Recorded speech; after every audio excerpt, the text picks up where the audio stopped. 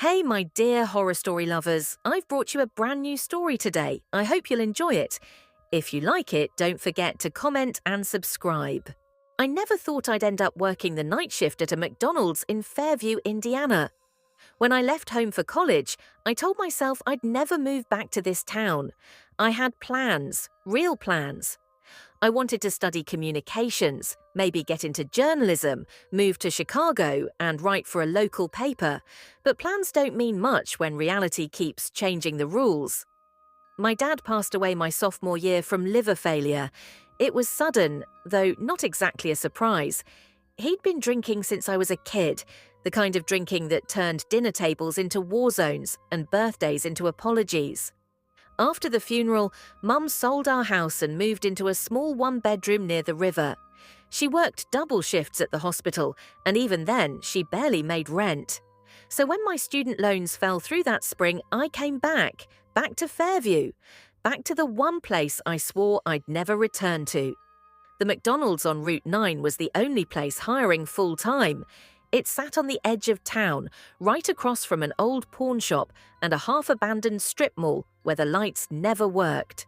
The building itself always smelled faintly of burnt oil and freezer frost. The ice machine in the lobby rattled like it was dying, and the air conditioner only worked when it felt generous. Still, it was a paycheck. I told myself it was temporary, just the summer. The job was mindless enough. "Hi, welcome to McDonald's. What can I get started for you?" Most customers didn't look up from their phones. Some grunted, others smiled politely, but after a few weeks, the faces all blurred together. Businessmen, teenagers, truckers, and the occasional local drunk ordering coffee at midnight. My co-workers were a mix of personalities that shouldn't have worked together, but somehow did. There was Jay, our night manager, a 42-year-old guy with thinning hair, a sarcastic sense of humor, and a habit of humming old Bon Jovi songs under his breath. Tina, a single mum who worked the register with me most nights, had a voice that could slice through fryer noise and chaos. And Miguel, who handled drive-thru, was 17 and thought everything was mid. The first month went by in a blur of grease, exhaustion, and cheap coffee. It was boring, but safe. Until July 12th. It was a Thursday night, humid, sticky, the kind of Midwest heat that made your clothes cling to your skin. I was working front counter while Jay restocked sauces and Tina wiped down tables. Around 10:45, just before closing, the bell above the door jingled. I looked up, expecting a late-night driver or someone picking up DoorDash. But it was a man, mid-40s, maybe older, wearing a light grey jacket zipped up to the collar, even though it had to be 85 degrees outside. His skin looked pale, almost sallow, and his eyes, sharp, flat, colourless, stayed fixed on me. He didn't glance at the menu, didn't blink, just said, "Quarter pounder with cheese. No pickles, large fry, Coke." I nodded. "Sure thing, that'll be $10.32. He slid a $10 bill across the counter, fingers brushing mine for a second too long. They were cold. I gave him his receipt. "Order number 305, I said. He didn't respond. Just took the receipt, stared at the order number like it meant something, then walked to the far corner of the dining area and sat facing the register. I watched him for a second. He didn't take his phone out, didn't eat, just sat there. Tina came up beside me. "Creepy vibe or just tired?" "Creepy," I whispered. We both glanced over. He was still staring. Jay noticed him too. "Probably just some trucker cooling off. Don't let him get to you," but it didn't feel like that. The way he stared, there was no curiosity, no boredom, just stillness, like he was memorizing something. After about 15 minutes, he stood up, picked up his tray and walked out. I thought that was the end of it. 2 days later, Saturday night, he came back. Same jacket, same order, same seat. I tried not to look, but it's hard not to notice when someone's eyes follow you every time you move. At one point, I turned to refill the napkin dispenser. When I turned back, he was smiling faintly. Just a small tight curl of his lips. I felt my chest tighten. When he finally left, I went to clean his table. The tray was empty except for one napkin, folded into a small square. Inside, written in blocky red pen, 305. Correct? I froze. Tina looked over my shoulder. What the hell? I laughed it off, though my voice cracked. Probably just a weird note. People do dumb stuff all the time, but it didn't feel dumb. It felt deliberate. Sunday morning, I got a voicemail, private number. At first, it was just silence. Then, after a few seconds, a low male voice said, "Order 305, extra napkins tonight." Then a click. I sat frozen on my bed, staring at my phone like it might explain itself. I didn't tell my mum. She already worried too much. Instead, I showed the voicemail to Jay. He frowned. That's messed up. You think it's someone from work? I don't know. He's come in twice. Same order, same number. Jay sighed. If he shows up again, I'll talk to him. He didn't show up that night, or the next. But Wednesday morning, when I came out to my car, there was something tucked under my wiper blade, a McDonald's receipt. No items, no price, just the timestamp, 3:06 a.m., and the words "still waiting" scrawled across the back in the same red ink. I reported it to the police. They wrote down my statement, shrugged, and said, "We can't do much unless he threatens you directly." That word, directly, hung in my mind for days. By the end of July, I was sleeping in short bursts. Every creak in the apartment made me jump. I started parking farther from my building just in case someone was watching. Then came August 2nd. That night, a storm had rolled through, flooding part of Route 9. Only a few customers had braved the weather. Around 11:30, the lobby was nearly empty, except for a couple of teenagers eating nuggets in the corner. The door opened, and there he was, dripping wet. Same jacket, same eyes. He walked up to the counter, leaned in slightly, and said, "Order 305, large fry." No ketchup this time. My throat tightened. Jay was in the back, arguing with the ice cream machine. I swallowed hard and said, "Sure." My hands trembled as I typed it in. He paid in exact change. His hand brushed mine again. Cold, always cold. This time he didn't sit in the corner. He stood near the napkin station, facing me. Just stood there, watching. After a minute, Jay came out. "Sir, you need something?" The man turned his head slowly toward Jay, eyes unblinking. "Just waiting for my order."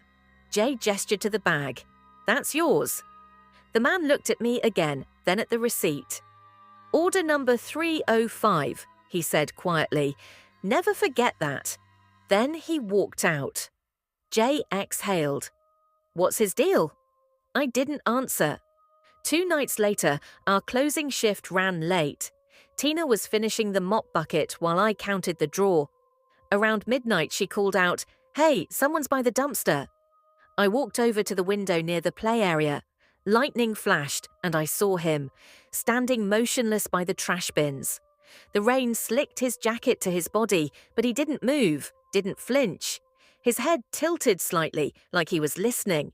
My heart jumped into my throat. "Lock the doors," I whispered. We called the cops again. They showed up 20 minutes later. By then, he was gone. No footprints in the mud, nothing on the cameras. The officers were polite but tired. "If he didn't threaten you or break in, there's not much we can do. Keep your lights on, maybe get a Ring camera. I didn't go home that night." I slept on Tina's couch. For a week, nothing happened. No calls, no notes, no strangers. Then, one afternoon, while scrolling through my old photos to delete storage, I froze. There, buried between screenshots and food pics, was a new photo.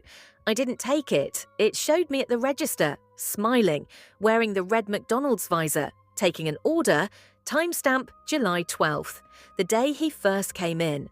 I deleted it immediately, but I could still feel the weight of it. That night, I dreamed of the restaurant. Empty. The fryer buzzing faintly, the lobby lights flickering. I was alone behind the counter, and through the drive-through speaker came a voice. "Order 305. I woke up gasping. 2 days later, a small envelope showed up in my mailbox. No return address. Inside was a Polaroid photo, me, again, standing behind the counter.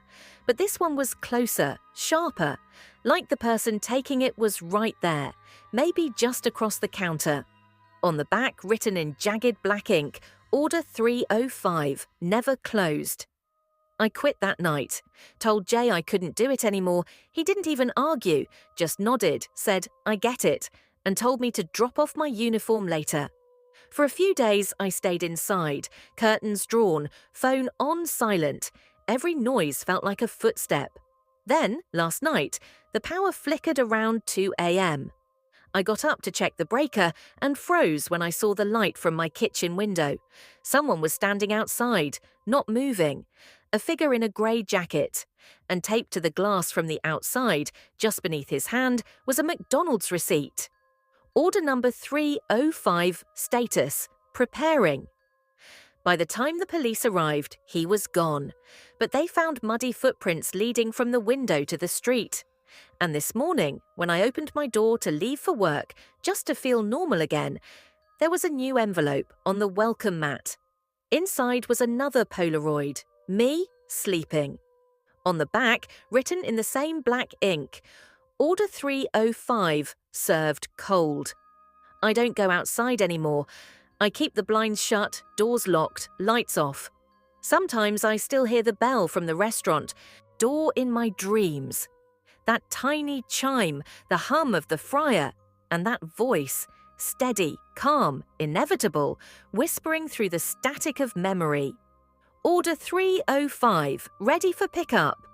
And I know one night, soon, when the air is still and I've stopped watching the door, he'll come to collect. Because some orders never get cancelled, they just wait. Story 2. I never thought a night shift at McDonald's could change the way I see the world. Not in some exaggerated, internet horror story kind of way, but in a slow, gnawing, quiet kind of way. The kind that crawls into your head and refuses to leave. This was 2021, the winter after I dropped out of college. I was 22, broke, and back in my hometown of Brookhaven, Illinois, trying to get my life back on track. Brookhaven's one of those small, dead-end Midwestern towns that feel like they're waiting for something that never comes. The population sign still says 8,214, but everyone knows it's less now. The steel plant closed. Half the storefronts on Main are empty.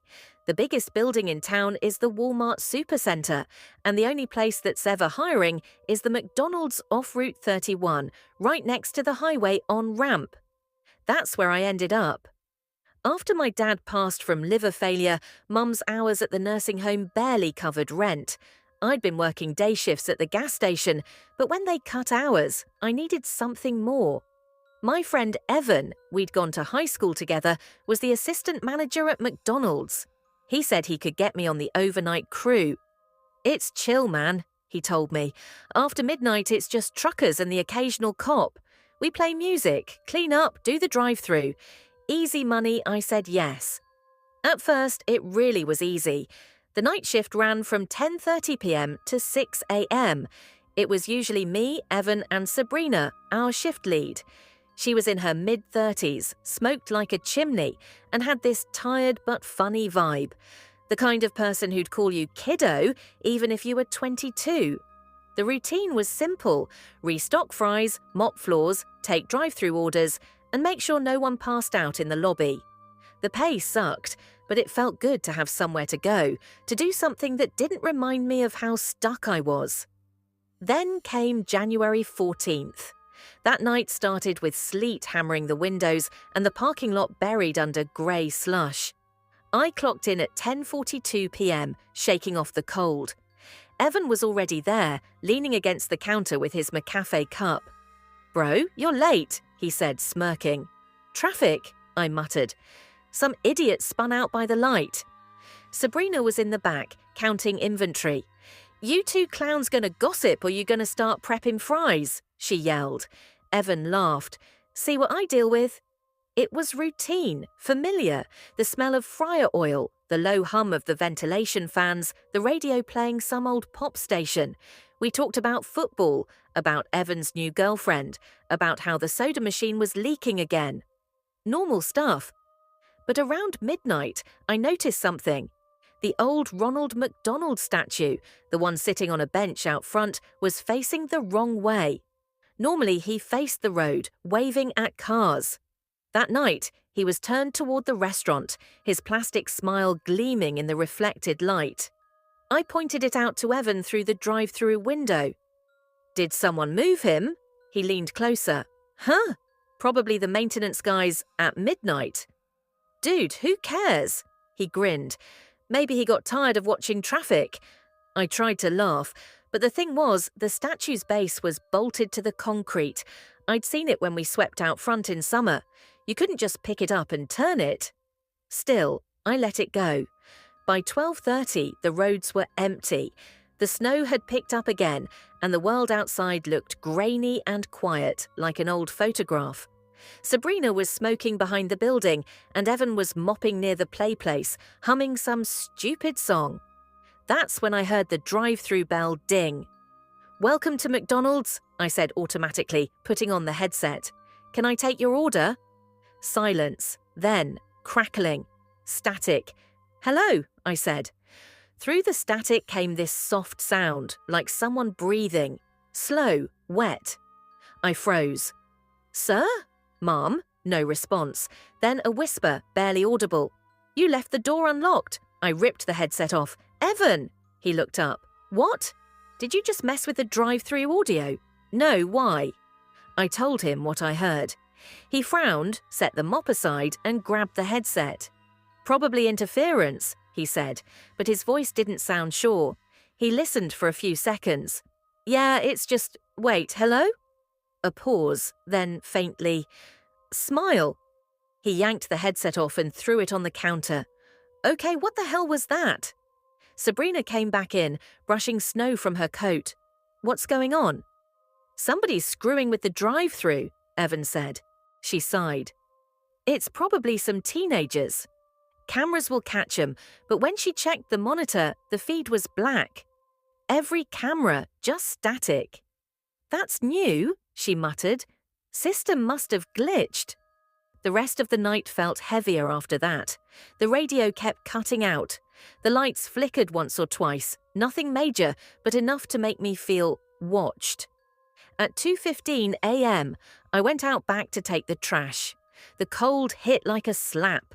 My breath came out in thick clouds. The dumpsters sat behind the store, near the woods that bordered the highway. Usually you could hear the traffic. That night, nothing, just stillness. I tossed the bags in and turned to head back, and froze. There was something sitting on the ground by the corner of the building. At first I thought it was a pile of snow, but then I saw the colours, red, yellow, white, the Ronald statue, sitting, not on its bench, on the pavement, its legs folded wrong, head tilted too far to the side. I stepped closer. My stomach dropped. Its eyes, those painted plastic eyes, were looking right at me, and its mouth was open, wider than it should have been. I stumbled back, dropped the trash lid, and ran inside. Evan saw my face. "What happened?" "It's the statue. It's off the bench." "What do you mean off?" "It's on the ground, like someone dragged it." He frowned, went to the back door, peeked out, then came back shaking his head. "There's nothing there." "What?" "Bench is empty. No statue. You sure you're not—" "I'm sure," Sabrina cut in. "All right, enough. Finish the shift. We'll check the cameras when the system reboots. We tried, we really did. But after that, it all went wrong." At 2:40, the kitchen lights flickered off. Just for a second, but long enough to make the fryers beep and the fans wind down. The hum stopped. The building felt dead. When the lights came back, Sabrina was gone. Her headset was on the counter. Her jacket still hung on the hook. The back door was open, snow blowing in. "Sab?" Evan called. No answer. We searched the walk-in, the restrooms, the storage closet. Nothing. Then the intercom crackled again. "Would you like to try our new smile meal?" The voice was distorted, sing-song, not Sabrina. "Who is this?" Evan shouted. No response, just faint laughter, slow and mechanical like a broken toy. The order screen blinked to life. Order number 999, one sole, no pickles. Evan stared at it. This some kind of hack? I didn't answer. I was staring out the drive-through window. In the reflection behind us, near the lobby, something moved. A red and yellow shape standing under the thank you sign. I turned slowly. Ronald. He was inside. His arms hung at his sides, joints stiff. The painted grin stretched impossibly wide. His eyes gleamed in the fluorescent light. Evan whispered, "Holy shit." We backed toward the counter. The clown's head tilted, slow and creaky. Then he laughed. Not a recording, not a prank. It was a warped, rattling laugh, too low, too human. I grabbed Evan's arm. "We have to go." We ran for the back door. The emergency exit light glowed red above it, but the handle wouldn't move. Locked. Evan yanked harder. "It's jammed." Behind us, the humming started. That same off-key tune we'd heard earlier. I turned. Ronald was walking, one step, two. His shoes scraped against the tile.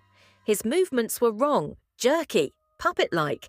Something about the sound, the clicking of joints, the faint squeak, made bile rise in my throat. "Help me!" Evan shouted, slamming his shoulder into the door. It burst open, cold air rushed in. We bolted outside, slipping on the ice, sprinting for the car. As we reached the lot, I looked back. Through the glass, Ronald stood at the counter, just staring. His hand lifted, slowly, like he was waving. Evan's hands were shaking as he jammed the keys into the ignition. "Come on, come on!" The engine started. We tore out of the lot. Neither of us spoke for the whole drive. When we finally reached my mum's house, I ran straight inside, locked every door, and sat in the kitchen until sunrise. The next day, Evan called the store. No answer. He drove by that afternoon, said the parking lot was taped off and police were there. They said there'd been a break-in. They found the doors unlocked, equipment smashed, no sign of Sabrina. The cameras corrupted. The manager said the files were unrecoverable. They closed the store for repairs. 2 weeks later, it reopened, brand new staff. And out front, on the same concrete slab, was a different Ronald statue. This one newer, shinier, but the grin looked a little wider. Evan quit town not long after, moved to Missouri. We haven't spoken since. Me. I tried to forget. I really did. But sometimes, when I'm driving late at night and see a McDonald's sign glowing in the dark, I swear I catch a glimpse, just for a second, of red and yellow standing near the window, watching, waiting.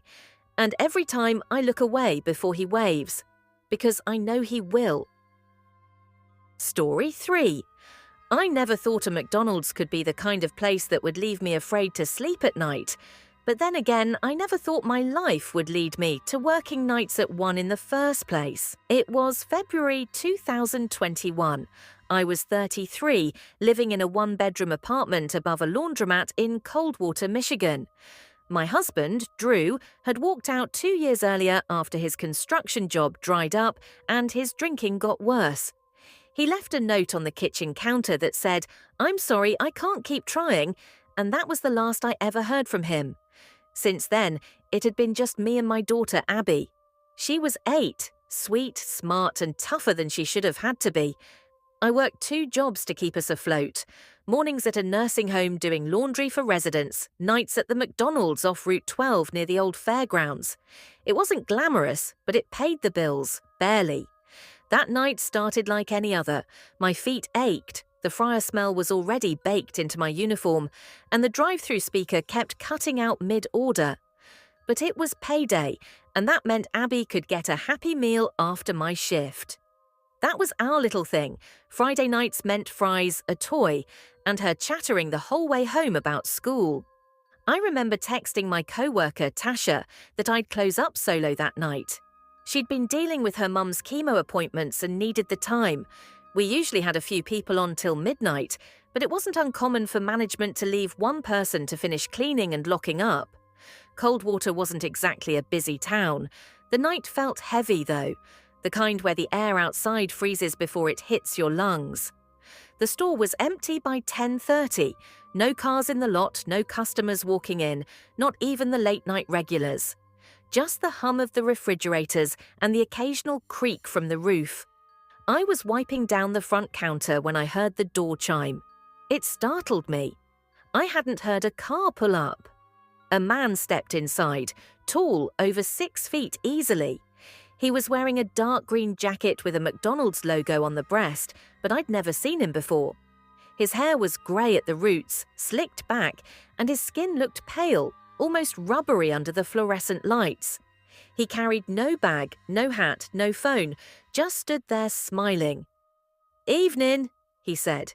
His voice had that slow, syrupy drawl that didn't fit with anywhere around here.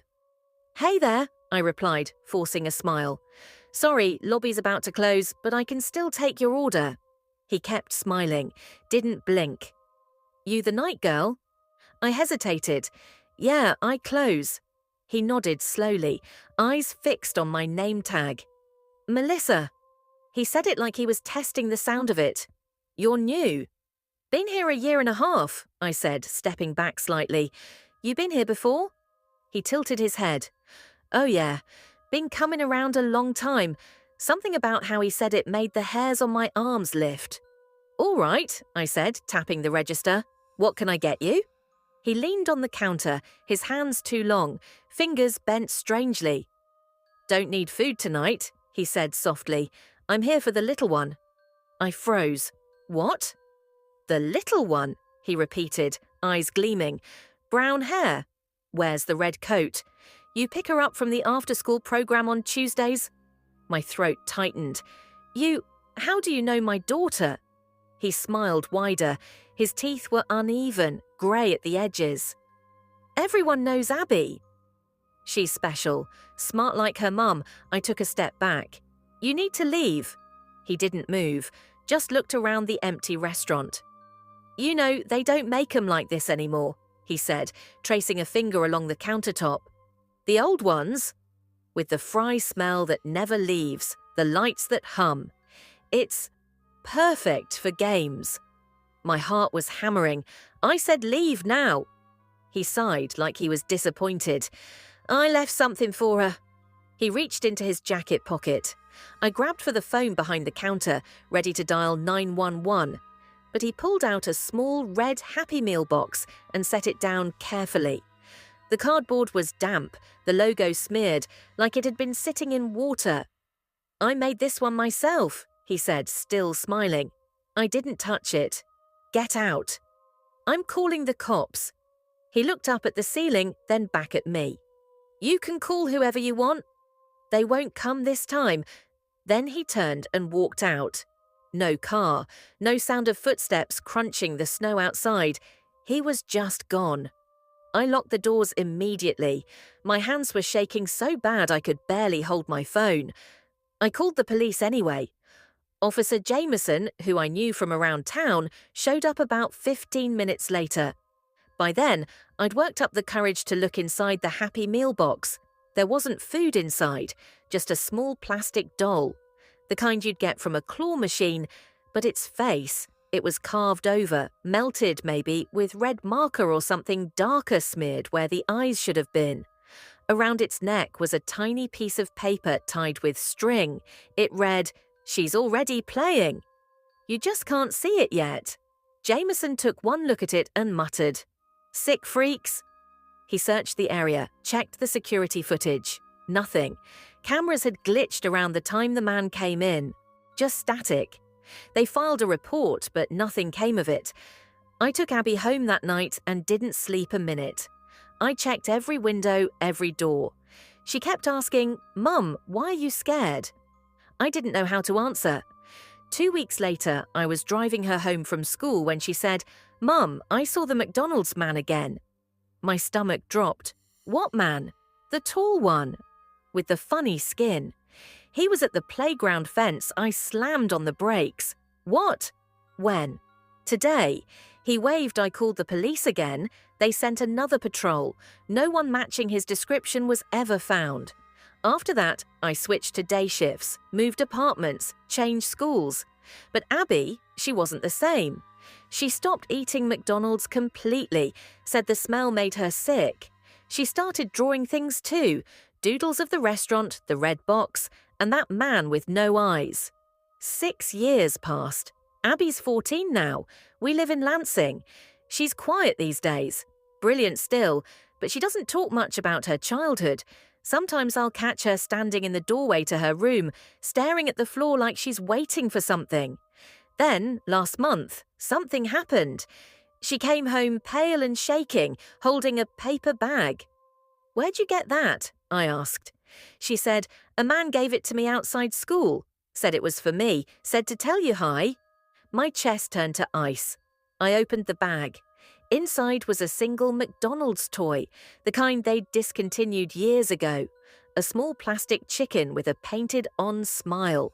Its eyes had been scraped out. There was a note taped to its back. "Told you I'd save a game for her." I called the police immediately, but the officer on duty sounded unconvinced. "Could be a prank," he said. "Kids these days do weird stuff." But I knew it wasn't a prank. That night, around 2 a.m., I woke up to a noise from the kitchen. A soft humming, like the sound of a refrigerator or a drive-through speaker. Abby's room was empty. I ran to the kitchen. The back door was open. Cold air poured in. Outside, on the back steps, was a McDonald's Happy Meal box. Red, wet, the same smeared logo. Inside it was her necklace, the one I'd given her for her 10th birthday. The silver chain was snapped clean in half. I screamed her name until my throat gave out. They found her the next morning, wandering near the edge of a field 3 miles away. She was barefoot, freezing, and covered in mud. She didn't remember anything, just said she'd been playing a game. When the police questioned her, she told them she saw the man from the counter, that he'd been waiting near the tree line, whispering her name, telling her it was her turn. Every camera in the area had gone offline between midnight and 2:10 a.m. Just static. Again. It's been 4 weeks since then. Abby's in therapy and I'm doing everything I can to keep her safe. But every night, around 2 a.m., that same low hum starts in the kitchen, the sound of a drive-through speaker, faint and crackling. And sometimes, when I check the window, I see the faint glow of headlights idling by the curb. No car ever drives off. No one ever gets out. Just the hum. And I swear, if I listen close enough, I can hear it. A voice whispering through static. "Your order's ready. Tell her to come alone this time." Story 4. I never thought moving to a small town in Illinois would change me like this. After the divorce, after the arguments and the sleepless nights and the bottle that never left my hand, I told myself I just needed to start over. Somewhere quiet, somewhere where nobody looked at me like I was broken. That's how I ended up in Ashbury, Illinois, a dot on the map between nothing and nowhere. Population maybe 3,000 if you counted the strays. I rented a rundown apartment above a hardware store on Sycamore Avenue. The floor creaked, the radiator hissed all night, and the window looked out over the parking lot of a shuttered Sears. I didn't care, it was cheap, and it was anonymous. I got a job at a distribution warehouse out on Route 119, Harper Fulfillment, graveyard shift, 7 at night to 3 in the morning. The kind of job where your hands go numb from lifting boxes and your back aches for days. The kind where nobody talks much. That was perfect for me. Most nights after clocking out, I'd drive back through town half awake, hungry as hell. There wasn't much open that late, just a 24-hour gas station and a Waffle House that smelled like burnt syrup. Sometimes I'd skip food entirely and just collapse on my couch with a cheap beer. But that night, it was the first week of October last year, something felt different. It was raining, one of those steady Midwestern rains that feels heavier than it should, making the world look greyer than usual. I'd taken the long route home down Highway 41, trying to clear my head. That's when I saw it. A McDonald's, tucked behind a line of trees I must have driven by 100 times. The sign was old, rusted around the edges, half the bulbs burned out, but the golden arches were glowing faintly through the rain. Only there wasn't supposed to be a McDonald's there. I'd checked the map a few times before, nothing showed up. Closest one was 10 miles south in Benton. Still, the drive-through open late sign flickered like a lifeline, and I was tired and starving. I remember muttering to myself as I turned into the cracked parking lot. Guess it's new. Or maybe I just never noticed the lot was empty except for one car, a silver sedan, engine off, headlights still on, driver's seat empty. I brushed it off. People do weird things at 3 a.m. The drive-through menu was lit up bright, cutting through the rain. The speaker crackled. "Welcome to McDonald's. What can I get started for you tonight?" The voice was smooth, like it had been pre-recorded, but it said tonight like it knew what time it was. I leaned closer to the menu. The food items looked strange. The fonts were off, blocky, misaligned. Some names were wrong. Midnight Melt, Smoked Smile, Bleeder Burger. Just a cheeseburger and fries," I said. Static. Then the voice returned. "You've had that before?" My stomach dropped. I didn't answer. "No onions, right?" I felt my skin crawl. I hadn't said anything about onions. I forced a laugh, trying to shake it off. "Yeah, no onions, pull forward." So I did. The first window was dark. The second window glowed faintly from inside. I couldn't see anyone, but I swear I heard movement, like footsteps dragging along tile. Then, just before I pulled up, the smell hit me. Grease, salt, and something else underneath. Something metallic. I rolled down my window a little. "Hey, how much for the—" The window slid open. No one was there. Just a brown paper bag sitting on the ledge, grease-stained, folded at the top, and written across it in red marker, "No onions." I stared for a long moment, then reached out with shaking hands and took it. "Thank you," I muttered, even though no one was there. The window slid shut on its own. I didn't eat it. I threw the bag on the passenger seat and drove home, heart pounding the whole way. When I got inside, I went to toss it in the trash, but curiosity got me. I unfolded it just a bit. The fries looked normal. The burger didn't. The patty was darker, almost black, and bleeding through the wrapper. The smell was wrong. I dumped the whole thing in the outside dumpster, washed my hands 3 times. I told myself it was just fatigue, maybe a pop-up location or some franchise testing new branding. But the next morning, when I checked my phone, I had a notification from Google Maps. "Thanks for visiting McDonald's, Ashbury, Illinois. Rate your experience." The location didn't exist. I checked again, then again. Nothing. That night at work, I told a guy named Randy, a forklift operator. He'd been at Harper Fulfillment for 10 years and knew every bar, diner, and gas station in a 50-mile radius. "You ever see a McDonald's off 41? I asked. He froze for a second. "You didn't stop there, did you?" "Why?" "My brother did. Couple years back. Same thing. Late shift. Hungry. He said the guy at the window knew his order before he said it. Gave him a bag with his name written on it. He ate it. Got sick that night. Bad sick. Cops found his car the next morning. Engine running, driver's door open." "He die?" I asked quietly. Randy just nodded. "Don't go back there." I didn't, for a while. But the thing is, once you've seen that light behind the trees, it stays in your head. You start noticing things. 2 weeks later, I got a text, unknown number, no area code. "Your order is ready." I deleted it. Next night, same number. We didn't forget the fries. Then one morning, when I opened my fridge, there was a paper bag sitting on the top shelf. Brown, folded neatly, grease-stained, same red handwriting. "No onions." I dropped it, slammed the fridge shut, and didn't open it again for 2 days. I tried to leave town the next week, told my boss I needed a few days off, packed my car, gassed up, hit the highway. But no matter which route I took, I ended up passing the same damn McDonald's.